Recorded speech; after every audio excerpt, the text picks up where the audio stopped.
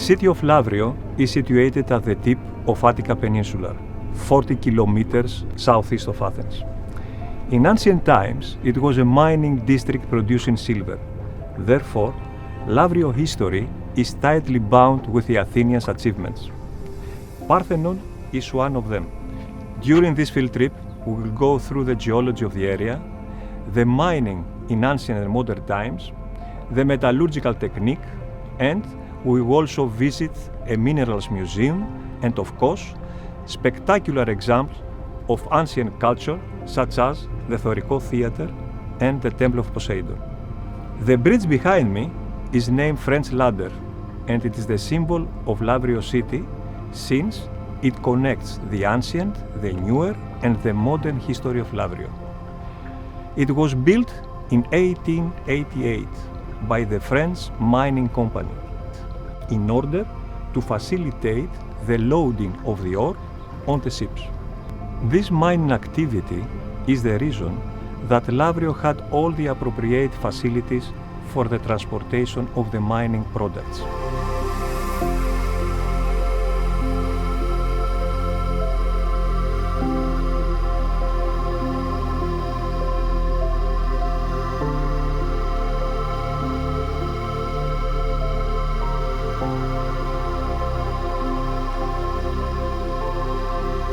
Lavrio is actually a part of the region of Attica.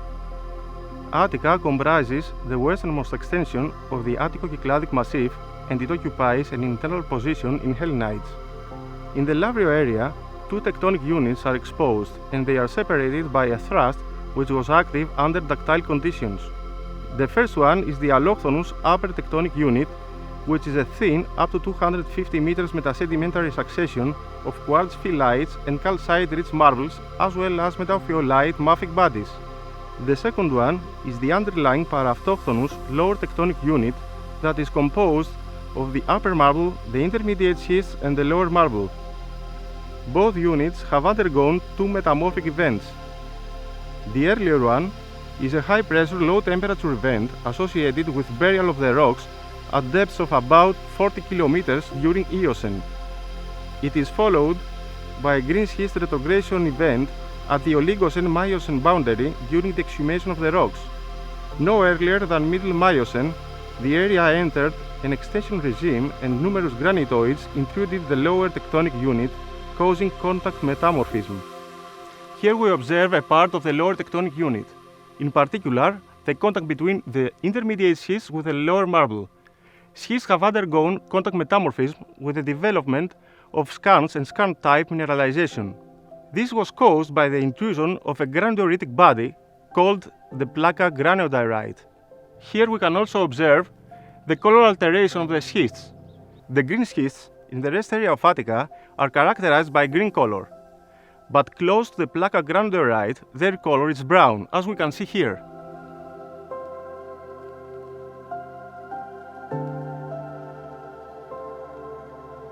We are at the entrance of Plaka village, and this is a part of the intruded Plaka granodiorite. Past geophysical measurements have found that it is an apophysis of a deeper granitic batholith. The granodiorite penetrated the lower tectonic unit in Upper Miocene, causing the last metamorphic phase in Attica. But this hasn't happened before the multi-phase ductile deformation of the area. The reason for this complex deformational history that we observe is the subduction of the protolith of Attica's metamorphic rocks, and at the following stage, their continuous extrusion and exhumation to shallower structural depths. The Plaka granodiorite played the crucial role for the later development of Lavrio's mineralization. The mineralization is developed within the lower tectonic unit along three distinct contacts.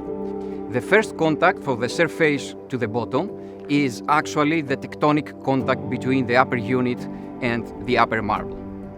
The second contact is the upper marble with the schist, and the third contact is the schist with the lower marble. These three contacts are usually textonized, which facilitates actually the circulation of the hydrothermal fluids, which at the final stage actually results in the formation of the large mica sulfide deposits in the area. Actually, these hot hydrothermal fluids that caused from the intrusion of the granodiorite formed solution cavities which actually coming from the dissolution of marble and host these large mixed sulfide deposits in the area. The mixed sulfides are composed mainly of galenite, sphalerite, pyrite, arsenopyrite and chalcopyrite. Many other sulfides and sulfate salts in the area are present, and also minerals like quartz, like aragonite, like calcite, like rosazite, the famous smithsonite, and many others.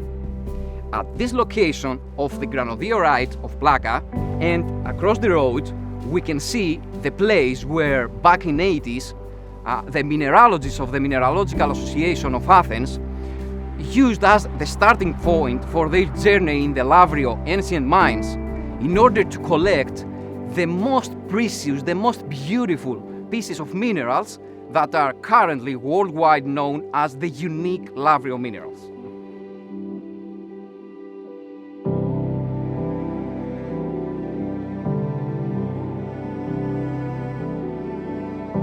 The first indications of mining in the area dates back in 4th millennium before Christ and actually is the hill of Velaturi, which is on our back. This is because the contact between the schist and the lower marble is easily accessible and visible. Having good knowledge, the geologists of by that time, they observed and identified the mineralization zone on the surface, and then they follow it at the subsurface. So they understand that in order to extract this ore, they had to open galleries. And here we are lucky to see a well-preserved entrance of one of the first ancient galleries of the ancient Lavrio mines. The mining of the ancient galleries was propagated towards deeper depths, following the deepening of the mineralization zone. And for this reason, the good ventilation of the galleries was a very significant issue. To overcome this issue, the ancients constructed vertical wells. Scientists also suggest that the very same wells served as the first exploration wells in order to understand the existence of the contact between marbles of the lower unit and the corresponding schists. In that case, where the contact was found, a small in size horizontal gallery was mined in order to understand the existence of the ore deposits. Once the mineralization zone was discovered, the exploitation phase was started and big holes were constructed in order to facilitate the mining. After the mining of the ore, the extracted ore was broken into pieces and grinded using special designed stone-based equipment. Following the grinding, the sulfate ore was then transported to the famous ancient washers, which actually were hydromechanical washers for ore concentration. Here is a typical example of this invention, which is a marvel of engineering. At this side, we observe the water tank of the washer. The inner wall of the tank has conical holes of hydromechanical character in order to achieve high water flow. Here is the level where the ore was concentrated. The grinded ore was initially placed within cavity-equipped woody slices. During the water flow through these sluices, the silver-lead minerals were trapped within the first cavities of the sluices because of their higher specific gravity.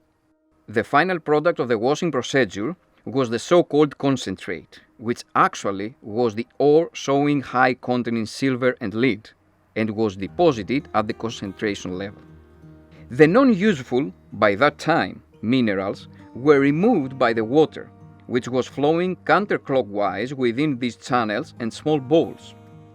The wastes were deposited as sediment at the bottom of these bowls, and the workers used to place them on this level, in order to throw them away at a later stage. Right after the removal of the mineral waste, the water continued its circulation in order to be used again for the same reason. The ancient engineers invented this water recycling procedure in order to solve the main problem of the dry climate of Lavrio area, and thus the lack of water supply. At the final stage, after the washing, the concentrate was transported for roasting, smelting, and cupellation in order to extract primarily the silver and secondarily the lead. The extracted silver then was used by Athenians to create the first silver coins and thus to put the basement for the beginning of the golden age of the Athenian democracy.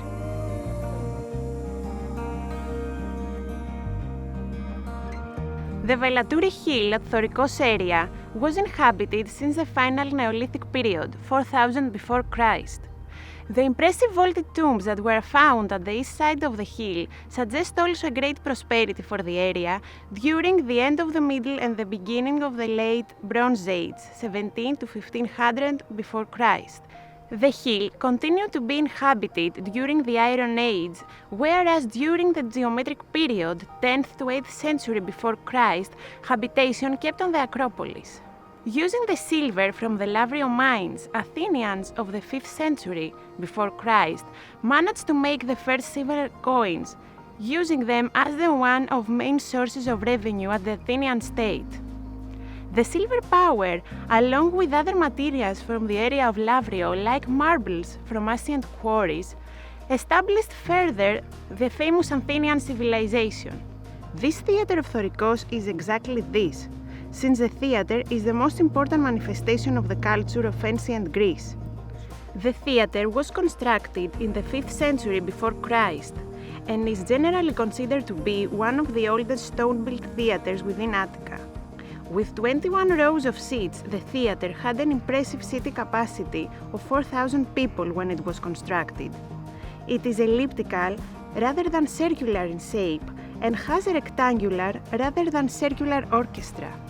Part of the orchestra is occupied by the small temple of Dionysos. To the very west of the hill, we observe the so-called industrial quarter. Whereas, almost 400 meters southwards of the theatre, we see another archaeological area where ruins of a temple devoted to Demeter Persephone are observed. A copper plate made in Paris in 1978 illustrates how most of the marble parts of the temple were stolen of the area.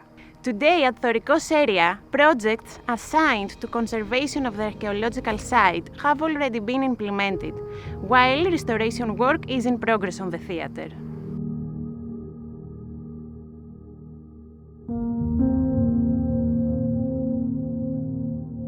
After 13 centuries of silence, the second exploitation phase is marked in 1864, when the newer Lavrio became again a main mining city. Like in the ancient times, the newer miners follow the contact between the marbles, upper and lower, and the schist in order to trace the mineralization zone and open the new galleries in order to extract the ore deposits. Here is a typical example of the mineralization zone at the contact point of the lower marble and the schist. If we follow this mineralization zone, we reach the famous entrance of Serpieri Gallery. This gallery was opened during the second exploitation phase of Lavrio mines, here at the village of Plaka. It was not until Andreas Kordelas, who was mining engineer from Asia Minor, that reported and published a study concerning the reopening of Lavrio mines. Actually, he highlighted the high financial opportunity to reopen these mines. In this study was actually described the reworking of the smelting slags and also the exploitation of the new ore deposits. Based on this study, the Greek Metal Work Company was founded and continued the process of the smelting slags until 1917. At the same time, in 1875, another company, which actually is a French company, named Compagnie Française des Mines de l'Urium, actually was founded from Giovanni Battista Serpieri. This company continued the exploitation of the known deposits, but it also discovered new reserves. A famous cross-section that was constructed from the French company and published from Marinos and Petracek in 1956 shows in details the ore along the contacts, the upper and lower marble, as well as the schist and the three levels of the galleries. The final result of thousands of years of mining in the area of Lavrio is a labyrinth of galleries that is believed to be more than 2,000 kilometers in length and also having a shape of a plate with spaghetti.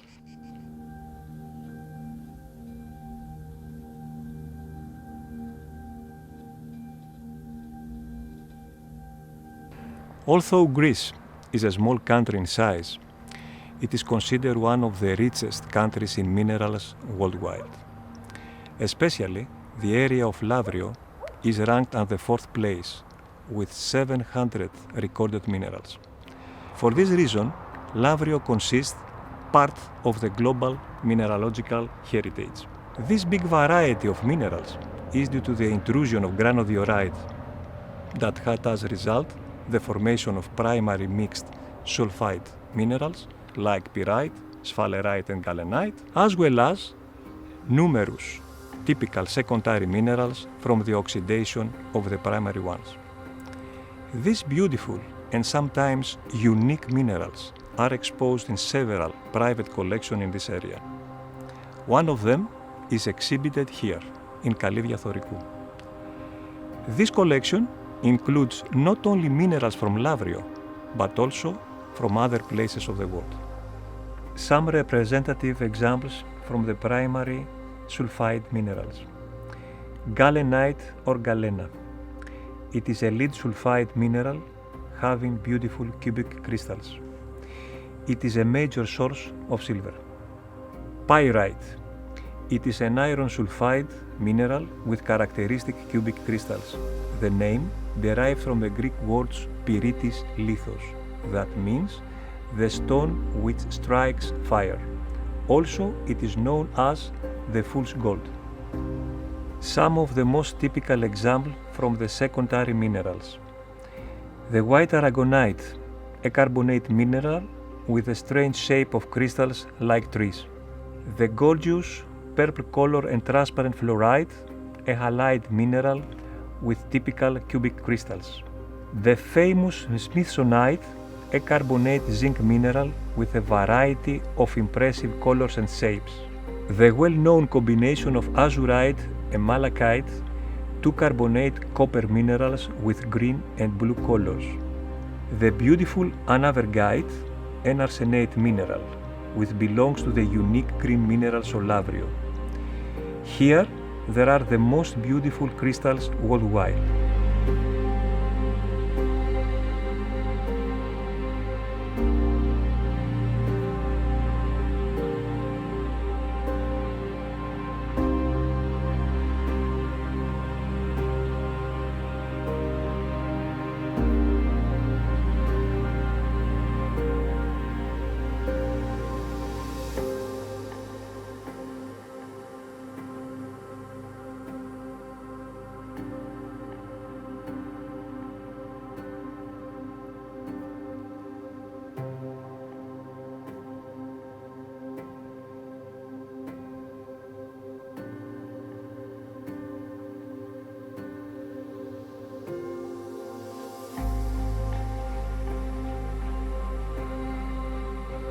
The locals named this place Chaos of Kitsos. Chaos because this huge hole has vertical walls that cannot be climbed down easily. Kitsos was a notorious robber in the old times, and by some locals it was his hiding place. Chaos is actually a collapsed dolmen of 55 meters depth and 120 meters diameter. It is formed in quaternary within the upper marble. Chemical dissolution of the marble due to calcification created a cave. Several collapses shaped the roof like a dome, which was approaching the surface more and more. At a point, the roof was too thin to hold, the ceiling collapsed, and chaos was formed.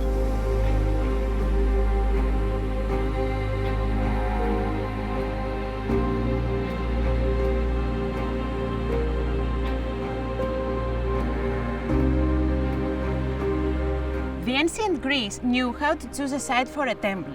At Cape Sunio, 50 kilometers south of Athens, the Temple of Poseidon stands on a craggy spire that plunges 65 meters into the sea. Built in 444 before Christ, same year with the Parthenon, of marbles from nearby Argileza. It is thought that the temple was built by Iktinos, the architect of Temple of Hephaestus, at Athens' ancient agora, and it is of Doric style. Theseus, the most famous Greek hero, promised his father Aegeus, king of Athens, to go to Crete and kill Minotaur. They had agreed he would return home with a white sail, so his father would know he was alive. In his way back, he forgot to change the sail, so his father thought he was dead and threw himself from Cape Sunio into the sea, which after him was named the Aegean Sea.